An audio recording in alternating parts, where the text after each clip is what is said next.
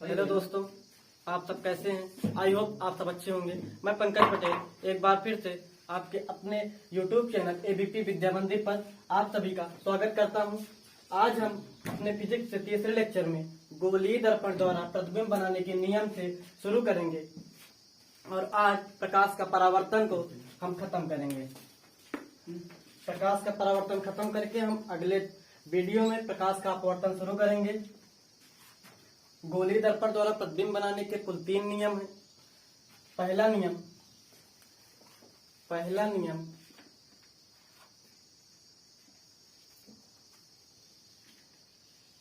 जब प्रकाश किरण वक्रता केंद्र से होकर जाती है तो पुनः परावर्तन के पश्चात उसी मार्ग में वापस लौट जाती है।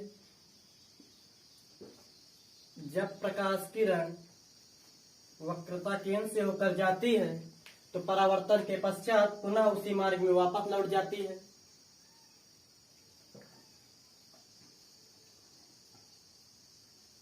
ये प्रतिबिंब बनाने के पहला नियम है।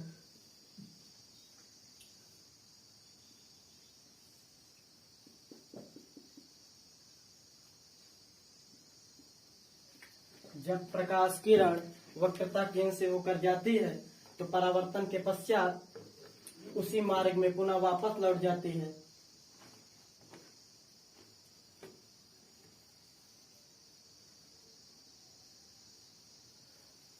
ये प्रतिबिंब बनाने का पहला नियम। दूसरा नियम भी इसी में देख लेते हैं।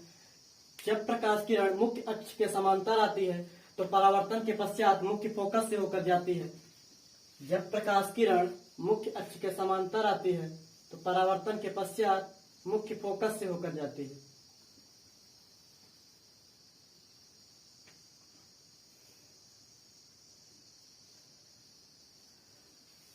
जब प्रकाश किरण मुख्य अक्ष के समांतर आती है तो परावर्तन के पश्चात मुख्य फोकस से होकर जाती है। और तीसरा नियम, ये था पहला नियम, ये था दूसरा नियम, ये पहला नियम, ये दूसरा नियम।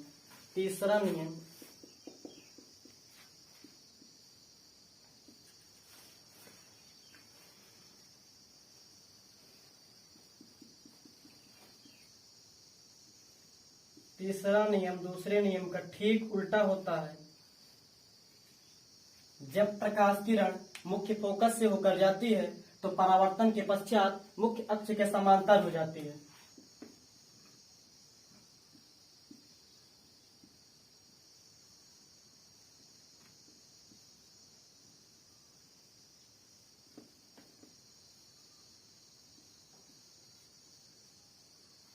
जब प्रकाश किरण मुख्य फोकस से होकर जाती है तो परावर्तन के पश्चात मुख्य अक्ष के समांतर हो जाती है।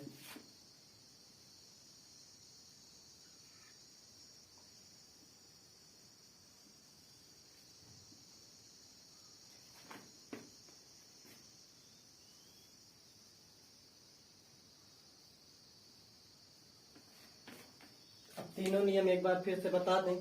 जब प्रकाश किरण वक्रता केंद्र से होकर जाती है तो परावर्तन के पश्चात पुनः उसी मार्ग में वापस लौट जाती है। दूसरा नियम, जब प्रकाश किरण मुख्य अक्ष के समांतर आती है तो परावर्तन के पश्चात मुख्य फोकस से होकर जाती है। और तीसरा नियम दूसरे नियम का उल्टा होता है। जब प्रकाश किरण मुख्य फोकस से होकर जाती है तो परावर्तन के पश्चात मुख्य अक्ष के समांतर हो जाती है। लिख देते हैं नियम नंबर 1। जब प्रकाश किरण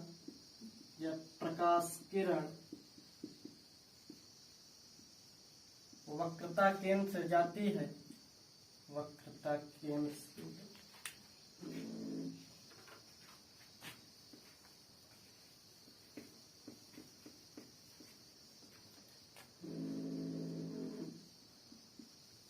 जब प्रकाश किरण वक्रता केंद्र से जाती है तो परावर्तन के पश्चात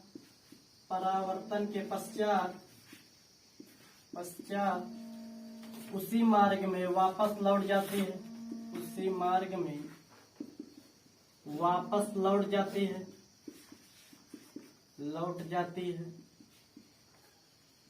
दूसरा नियम, जब प्रकाश किरण मुख्य अक्ष के समांतर जाती है तो परावर्तन के पश्चात मुख्य फोकस से होकर जाती है।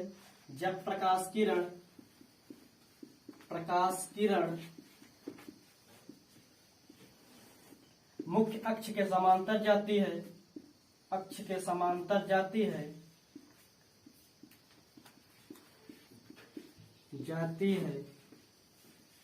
तो परावर्तन के पश्चात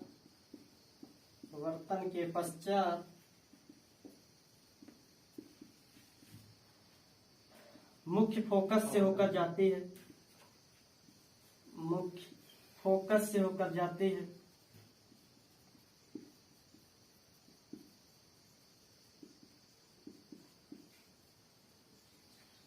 तीसरा नियम, जैसा कि हमने बताया है, तीसरा नियम दूसरे नियम का ठीक उल्टा होता है। जब प्रकाश किरण मुख्य फोकस से होकर जाती है तो परावर्तन के पश्चात मुख्य अक्ष के समांतर हो जाती है। जब प्रकाश किरण मुख्य फोकस से जाती है,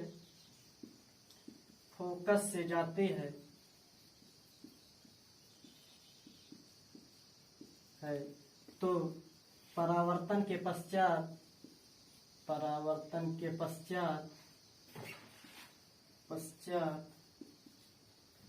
मुख्य अक्ष के समांतर हो जाती है।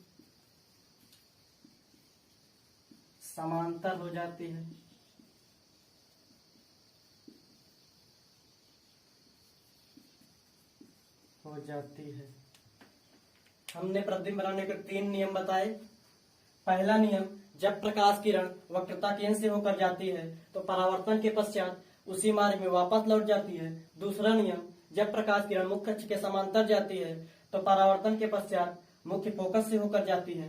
तीसरा नियम, जब प्रकाश किरण मुख्य फोकस से होकर जाती है तो परावर्तन के पश्चात मुख्य अक्ष के समांतर हो जाती है। अब आइए हम प्रतिबिंब बनाते हैं। प्रतिबिंब बनाने के लिए वस्तु को कहाँ रखेंगे, तो वस्तु का प्रतिबिंब कहाँ बनेगा, आभासी बनेगा, उल्टा बनेगा, सीधा बनेगा, इस सभी बातों पर डिस्कस करेंगे।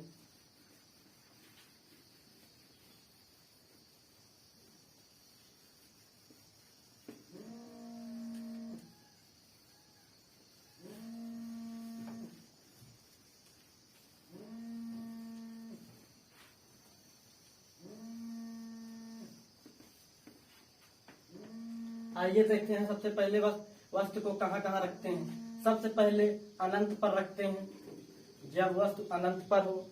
दूसरा, अनंत व वक्रता केंद्र के बीच। तीसरा, वक्रता केंद्र पर। चौथा, वक्रता केंद्र व फोकस के बीच। पांचवा, फोकस पर। छठा, फोकस व ध्रुव के बीच। इन 6 स्थानों पर रखकर वस्तु को हम देखेंगे प्रतिबिंब कहाँ बनता है, कैसे बनता है। तो आइए देखते हैं। सबसे पहला प्रतिबिंब, जब वस्तु अनंत पर हो।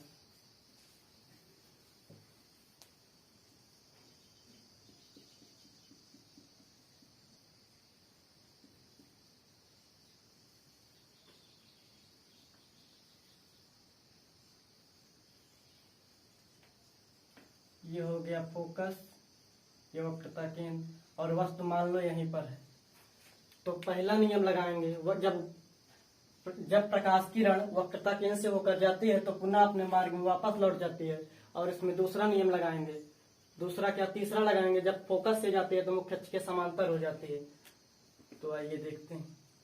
मान लो अनंत से आ रही है प्रकाश किरण, दूसरा फोकस से आई और मुख्य अक्ष के समांतर हो गई। यह बना प्रतिबिंब। प्रतिबिंब कैसे बना या ये देखते हैं। इसका प्रतिबिंब यह पर बना है, वस्तु से छोटा दर्पण के सामने बना है, वास्तविक, और मुख्य अक्ष के नीचे बना है तो उल्टा। आइए दूसरा देख लेते हैं यहीं पर।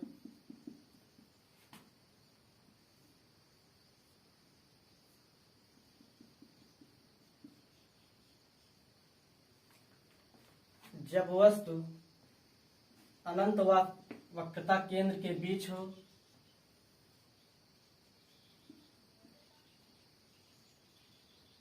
मान लो वस्तु यहां पर है, कोई प्रकाश किरण वक्रता केंद्र से आई और पुनः इसी मार्ग में वापस लौट गई, और दूसरा मुख्य अक्ष के समांतर प्रकाश किरण आई, परावर्तन के पश्चात मुख्य फोकस से होकर गई, प्रतिबिंब ये बना। प्रतिबिंब कैसे बना है? प्रतिबिंब बना है सी व एफ के बीच, सी व एफ के बीच उल्टा बना है कि सीधा? उल्टा बना है, उल्टा। वस्तु से बड़ा बना है कि छोटा? वस्तु से छोटा, छोटा। सीधा बना है कि आभासी बना है कि वास्तविक? तो दर्पण के सामने है यानी कि वास्तविक।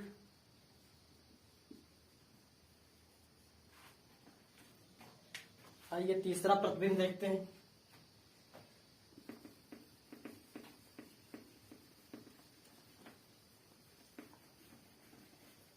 तीसरा कहाँ रखना है? जब वस्तु वक्रता केंद्र पर हो।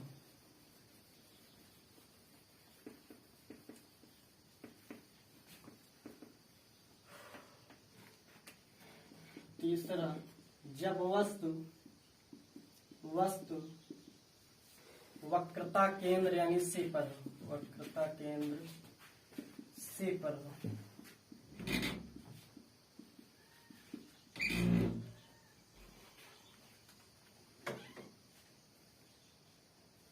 ये अवतल दर्पण, और हमने बताया था कि ये अवतल दर्पण से प्रतिबिंब बनाना सीख रहे हैं।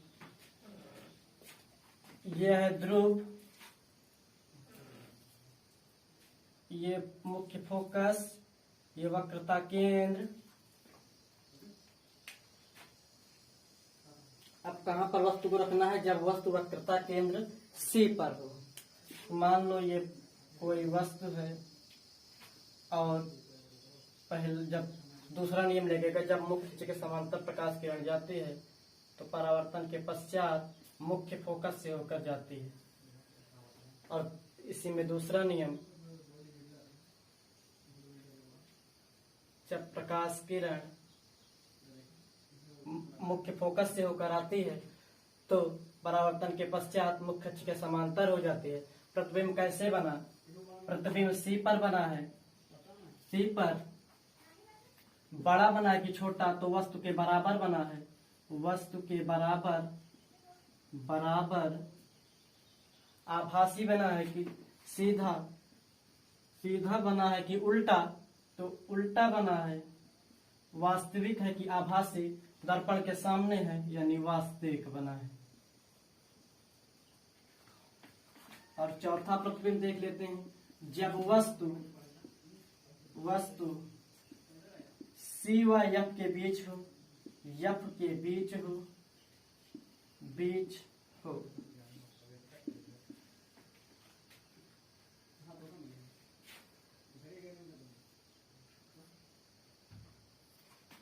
ये अवतल दर्पण,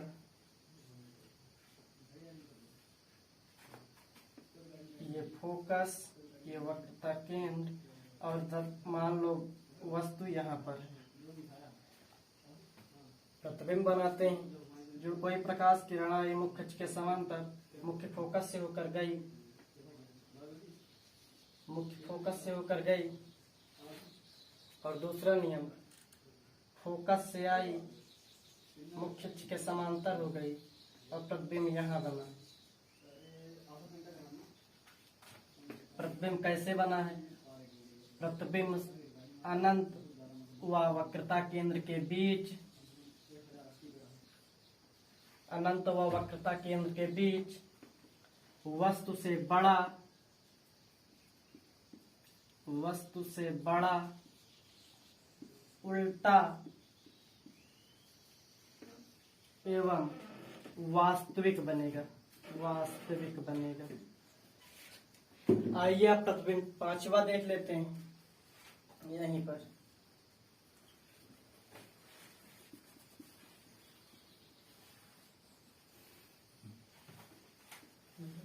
ये फोकस, ये वक्रता केंद्र। इस बार वस्तु को कहाँ रखेंगे? जब वस्तु यप पर हो, यानी फोकस पर हो। यह है वस्तु। अब प्रतिबिंब बनाते हैं। कोई प्रकाश की किरण मुख्य अक्ष के समांतर और फोकस से होकर गई। दूसरा, वक्रता केंद्र से गई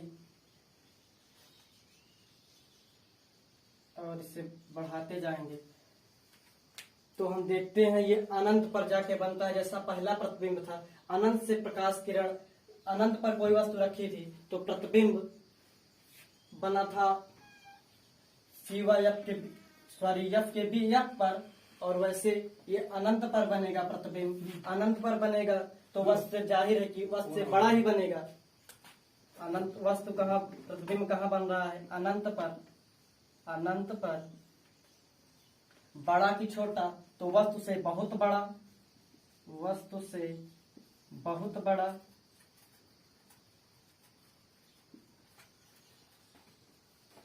और वस्तु उल्टा बनेगा और दर्पण के सामने ही है तो वास्तविक बनेगा।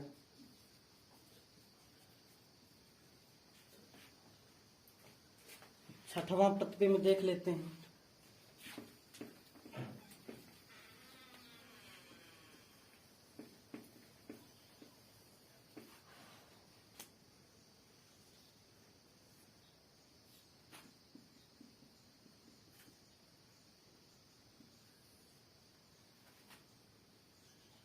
ये है फोकस, ये वक्रता केंद्र।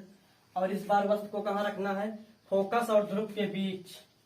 मान लो यहाँ पर वस्तु रखी है, कोई प्रकाश की किरण मुख्य अक्ष के समांतर, परावर्तन के पश्चात मुख्य फोकस से होकर गई, और दूसरा वक्रता केंद्र से होकर गई,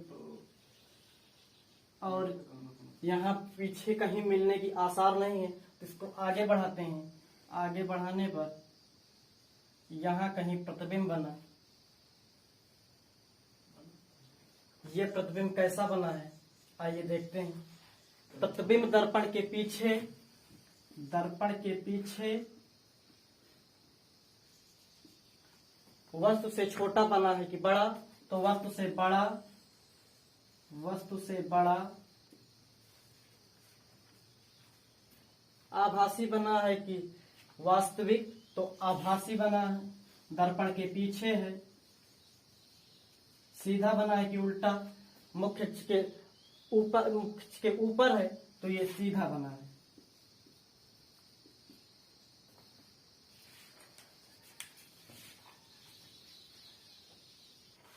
आइए हम प्रतिबिंब बना लिए हैं, इसके बाद हम देखते हैं अगली हेडिंग, संयुग्मी फोकस या संयुग्मी बिंदु। संयुग्मी फोकस या संयुग्मी बिंदु होता क्या है? संयुग्मी फोकस उन दो बिंदुओं को कहते हैं जिनमें से एक बिंदु का प्रतिबिंब दूसरे बिंदु पर बनता है। संयुग्मी फोकस उसे कहते हैं जिनमें से एक बिंदु का प्रतिबिंब दूसरे बिंदु पर बनता है, संयुग्मी फोकस कहलाता है। डिफिनेशन लिख देते हैं। संयुग्मी फोकस, संयुग्मी फोकस, फोकस उन दो बिंदुओं को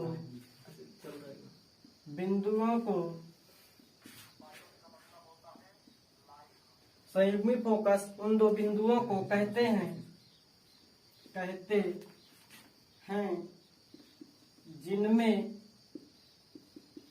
जिनमें एक बिंदु का प्रतिबिंब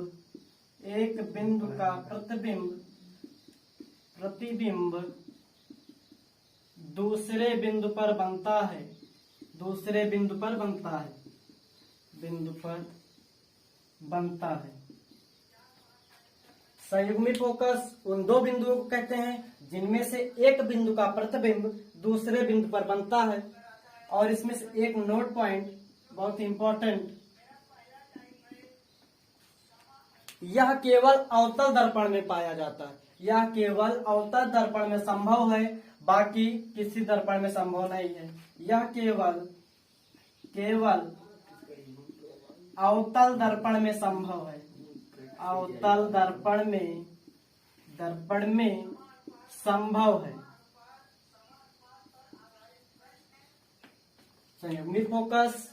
संयुग्मी फोकस उन दो बिंदुओं को कहते हैं जिनमें से एक बिंदु का प्रतिबिंब दूसरे बिंदु पर बनता है। और नोट पॉइंट इसमें सबसे इंपॉर्टेंट, ये कॉम्पिटिटिव एग्जाम में पूछा जाता है, यह केवल अवतल दर्पण में संभव होता है। क्वेश्चन क्या बनता है, संयुग्मी फोकस किस दर्पण में बनता है? संयुग्मी फोकस केवल अवतल दर्पण में बनता है। आइए हम नेक्स्ट हेडिंग रेखीय आवर्धन देख लेते हैं।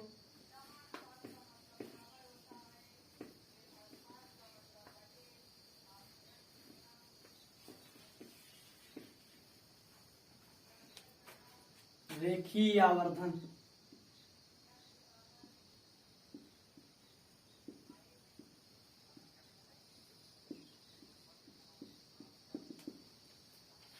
रेखीय आवर्धन होता क्या है? रेखीय आवर्धन प्रतिबिंब की लंबाई तथा वस्तु के लंबाई के अनुपात को रेखीय आवर्धन कहते हैं।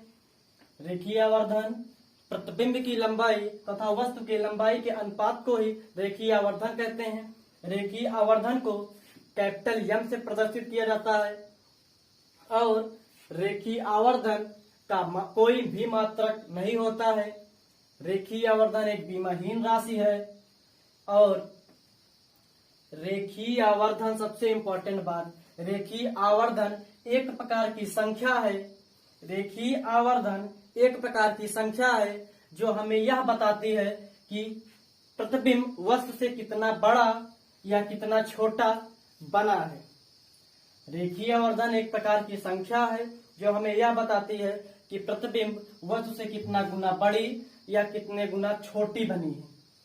आइए हम इसे परिभाषा लिख देते हैं। प्रतिबिंब की लंबाई तथा वस्तु की लंबाई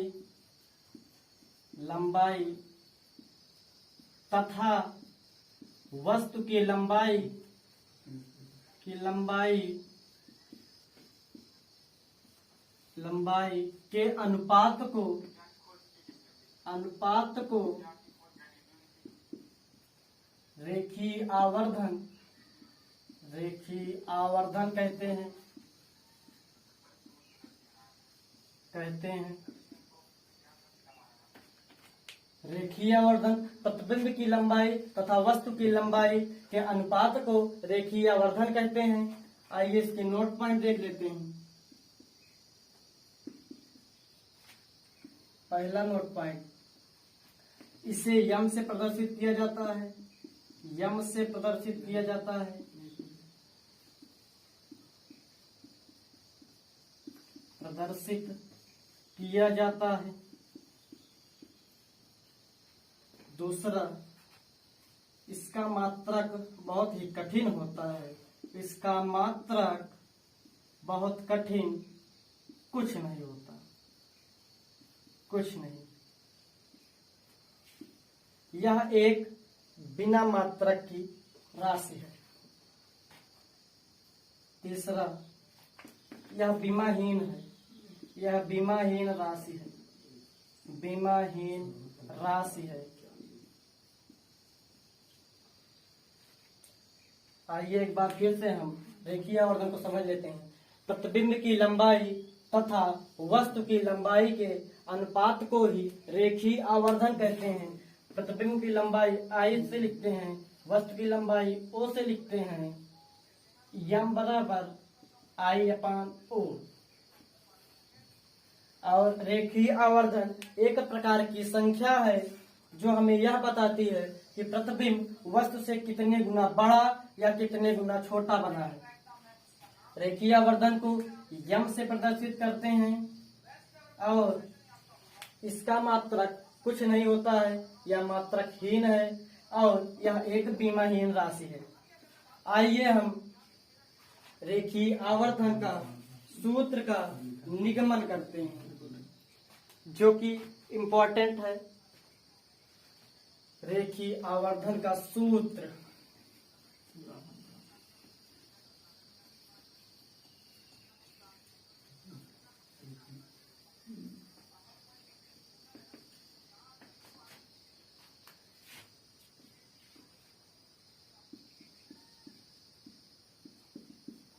रेखीय आवर्धन का सूत्र, ये मान लो अवतल दर्पण,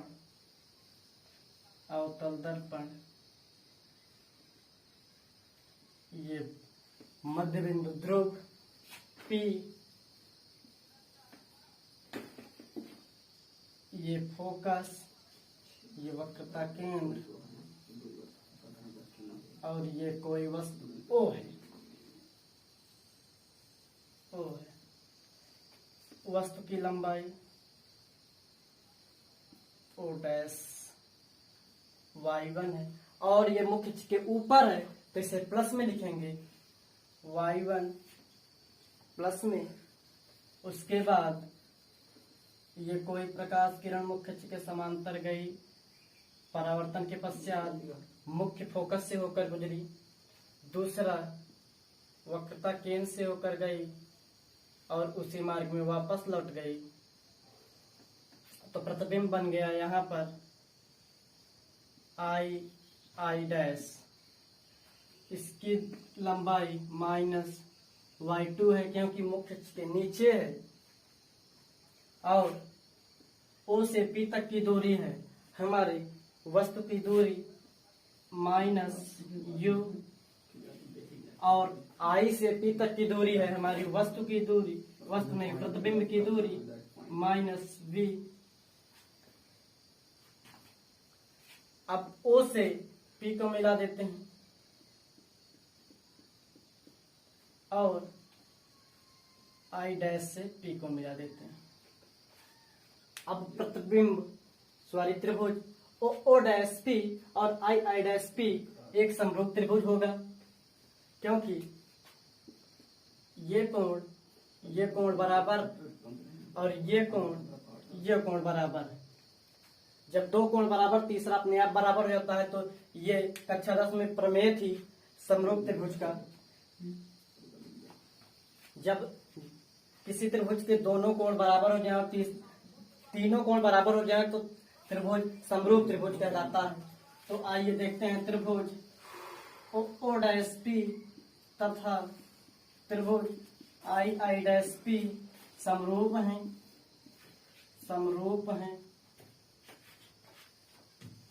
समरूप होने का एक नियम है, जैसे ये कोई दो त्रिभुज है ABC PQR, तो इस कोण के सामने की भुजा इस कोण के सामने की भुजा बराबर होती है। इस कोण के सामने की भुजा इस कोण के सामने की भुजा बराबर होगी। इस कोण के सामने की भुजा इस बराबर होगी। इस कोण के सामने की भुजा इस कोण के बराबर होगी। तो कोण A के बराबर की भुजा BC और QR बराबर B के सामने की भुजा AC बटा PR बराबर C के सामने की भुजा AB बटा PQ। ये होता है समरूप होने का नियम। कोई त्रिभुज समरूप तभी होगा जब उसके आमने सामने की भुजा का अनुपात बराबर होता है। तो आइए देखते हैं, यहाँ से इस कोण के सामने की भुजा O डैश बाई इसके सामने की भुजा अनुपात इसका I डैश बराबर इस कोण के सामने की भुजा OP, इस वाले कोण के सामने की भुजा IP। अब आइए मान रख देते हैं। O डैश का मान है प्लस का y1 और I डैश का मान है माइनस का y2 बराबर OP है माइनस U, IP है minus V, minus minus plus हो जाएगा y1 बाई माइनस y2 बराबर u बाई v।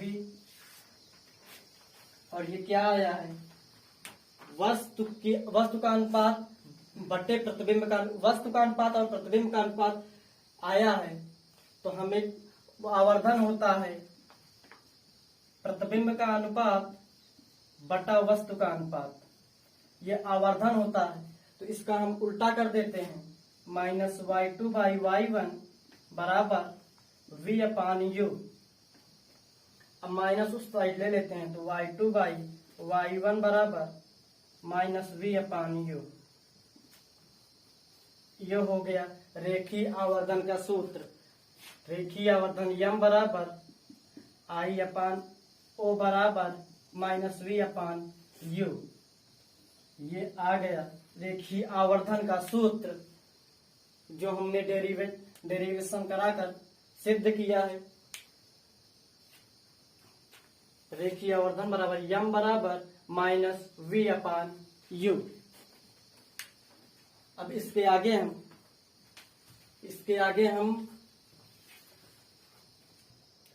आगे हम आपको दो सवाल बताएंगे, अवतल दर्पण और उत्तल दर्पण के फोकस दूरी से संबंधित। इसके बाद अगले वीडियो में हम आपको प्रकाश का अपवर्तन शुरू करेंगे और आज की वीडियो यहीं तक रखेंगे।